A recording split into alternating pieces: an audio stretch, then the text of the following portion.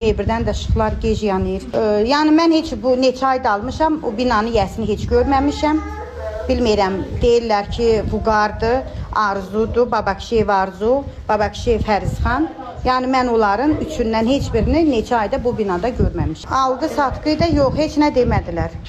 Ki, bunun kommersiya işığı var, bunun belə problemləri var, elə pilləkənlərin kafelləri tökülüb. Podyezdlərdə kraskası yoxdur, eləcə şeydir, şpakulovkalanıb odur. Yəni ki, kir, hər yer yiyəsi yoxdur. Yəni burada bir elə adam yoxdur ki, bu binaya gedib nəyəsə də müraciət eləyərsən, bir problemli yoxdur.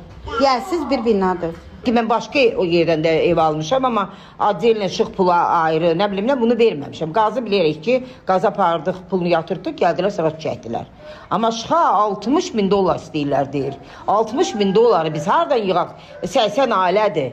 Hamı invalid, hamı kasıb, hamı valla uşaqlı, işləməyən, pensioner. Mən verə bilmərəm o bu pulu. Qabaqdan işləyən vaxtım olsa, tək bağladardım, tək eləyərdim, amma imkan yoxdur. Allahın dərmanına o pul çatmıyor.